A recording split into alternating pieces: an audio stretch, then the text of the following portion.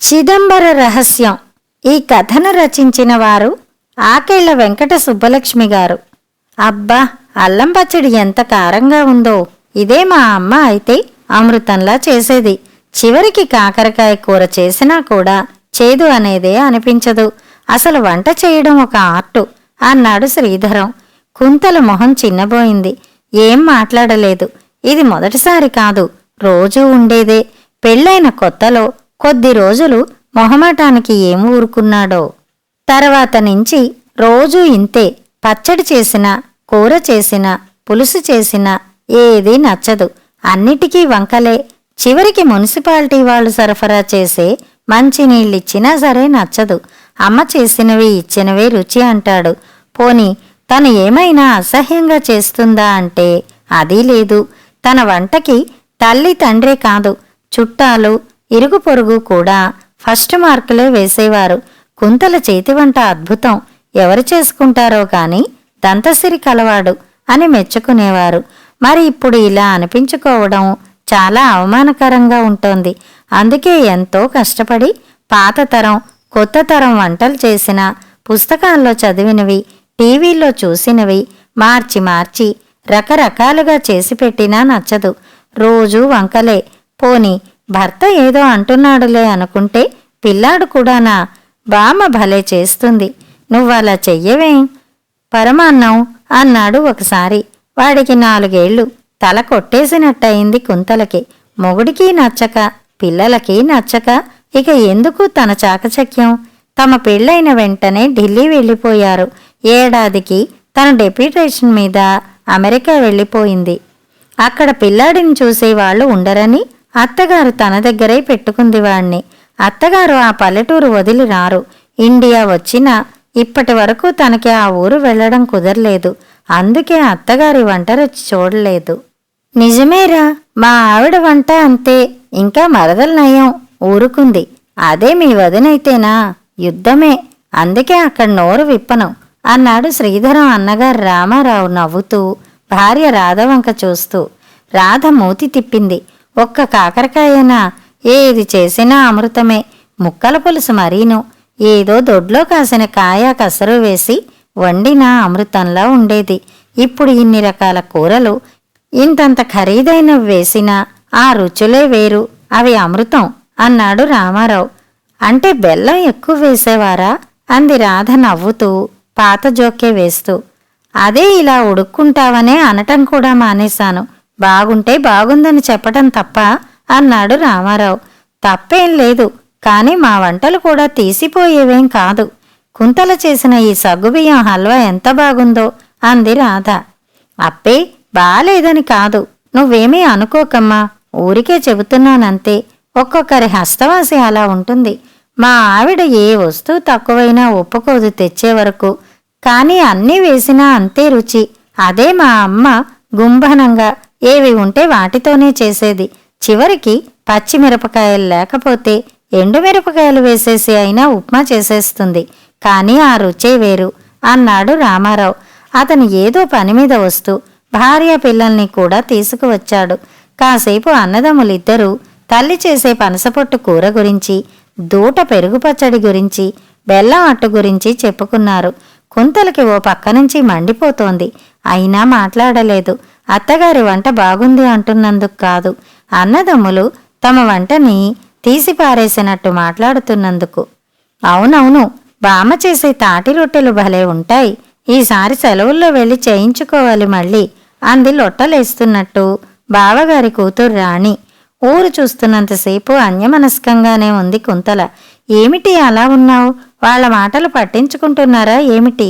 నీకు కొత్త కాబట్టి అలా ఉంది. నా పెళ్ళైనప్పటినుంచి వింటున్నాను.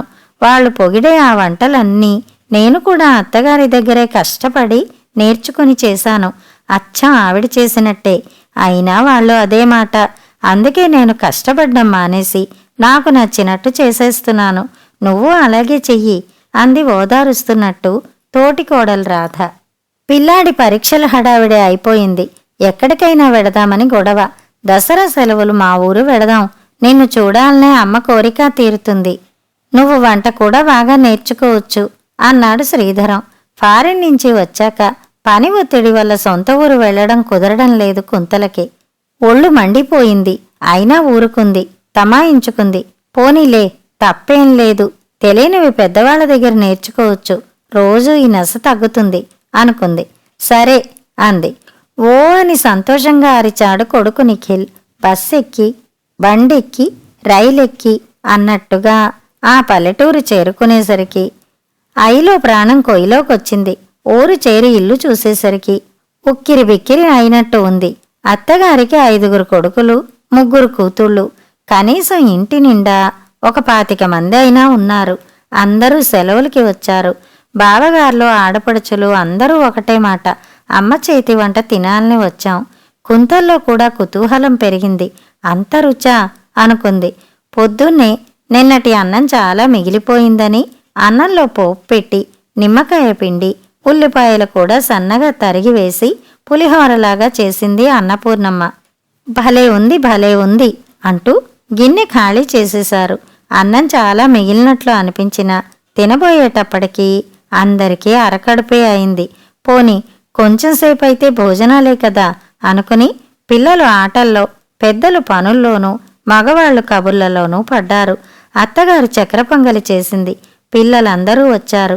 ఇలాచి, నెయ్యి, జీడిపప్పులు, లైటుగా పచ్చకర్పూరం వేసి ఘుమఘుమలాడుతూ తయారైంది చక్కెర పొంగలి. సరిపడినంత టిఫిన్ పడకపోవడం ఒక కారణమైతే చక్కెర పొంగలి ఘుమఘుమతో అందరికీ ఆకలి రెట్టింపయింది. వంటలో పదార్థాలు ఎక్కువేం లేవు. వంకాయ కూర, చారు, దోసకాయ పచ్చడి. కాని ఆకలితో నకనకలాడుతున్న వాళ్లకి అవే పంచభక్ష పరమాన్నాలయ్యాయి. కాని అందరికీ ఆశాభంగమే అయింది. పెద్ద చెంచాడు కూర, చిన్న చెంచాడు దోసకాయ పచ్చడి వచ్చాయి ఒక్కొక్కరికి. చారు మాత్రం పుష్కలంగా ఉంది. మధ్య చెంచాడు చక్కెర పొంగలి. అందరికీ మరికొంచెం కొంచెం ఉంటే బాగుండనిపించింది. ఆకొన్న నోటికి అమృతంలా ఉన్నాయి అన్నీ. కాని దాదాపుగా అప్పటికే గిన్నెలో అడుక్కు వచ్చాయా అన్నీను. రాత్రి మరీ ఘోరం. మగవాళ్లకి మాత్రం కూర వండారు. పిల్లలకు చింతకాయ పచ్చడి, చారు, తేట మజ్జిగలతో అన్నాలు కానించారు. ఆడవాళ్లకి ఊరగాయ, చారు మిగిలాయి. అత్తగారు మాగాయ వేసినప్పుడు టెంకలు ఊరికే పోనివ్వదు. కొంచెం కొంచెం గుజ్జు ఉంచి, ఉప్పు కారం వేసి, కొంచెం నూనె వేసి, మిగతాదంతా నీరు మరిగించి చల్లార్చి పోస్తుంది. అది నీటి మాగాయి. ఏడాదంతా ఉంటుంది. మన్నాడు పిల్లలందరికీ పలచటి మజ్జిగ, తర్వాణి అన్నం. అందులో ఈ నీటి మాగాయి టెంకలు. అయినా అందరూ లొట్టలేస్తూ టెంకలు చీకుతూ తినేశారు. ఎప్పుడూ ఫారెక్స్ కూడా తినడానికి ఏడ్చే ఆడబడుచు కూతురు చంటిది కూడా అందరితో తర్వాణి తినేసింది. పండగ నాడు బెల్లం జిలేబీ, పులిహోర చేసింది అత్తగారు. అందరికీ తలో జిలేబీ చుట్ట. పులిహోర మాత్రం పుష్కలంగా ఉంది. పులిహోర సాధారణమే కాబట్టి జిలేబీలు అందరికీ ఎంతో నచ్చాయి. కాని పెద్దలకి 2, పిల్లలకి 1 మాత్రమే దక్కాయి. భోజనాలు అయ్యాక తాంబూలం వేసుకుంటూ అన్నాడు శ్రీధర్.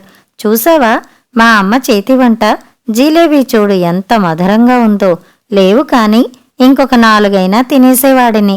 గిన్నెలు చూడు ఎలా ఖాళీ అయిపోయాయో. ఇప్పుడు ఒప్పుకుంటావా మా అమ్మ చేతి వంట మధురం అని? నేనెప్పుడైనా ఆ మాట అంటే నువ్వు ఉడుక్కుంటావు మరి అన్నాడు. కుంతలకి కీలకం అర్థమైంది.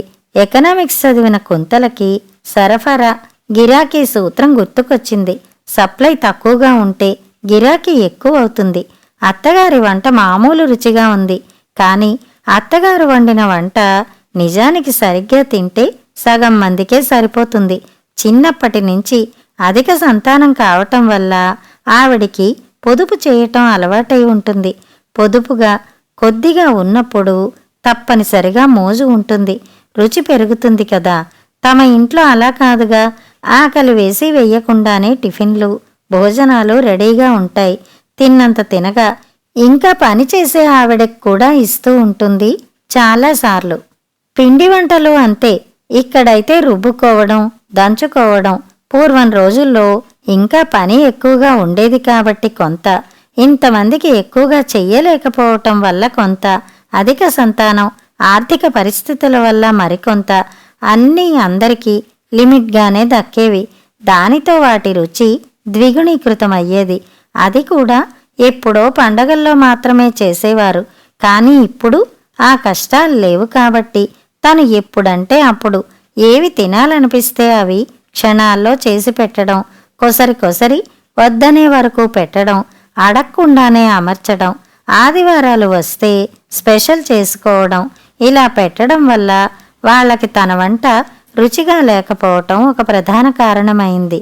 బహుశా చాలామందికి పొరిగింటి పుల్లకూర నచ్చడానికి ఇదే సప్లై డిమాండ్ కారణం కావచ్చు. ఏంటి మాట్లాడవే, నా మాట నిజమేనా అడుగుతున్నాడు శ్రీధర్. మా అమ్మని అడిగి అన్నీ తెలుసుకున్నావా? తాలూపింది కుంతల. ఊరికి పదండి, నా వంట కూడా మీ అమ్మగారి వంటలాగే రుచిగా ఉండేలా చేస్తా అంది కీలకం తెలుసుకున్న కుంతల. ఈ కిటుకు అక్క రాధకు కూడా చెప్పాలి అనుకుంది. ఎందుకంటే చిదంబర రహస్యం తెలిసిపోయిందిగా.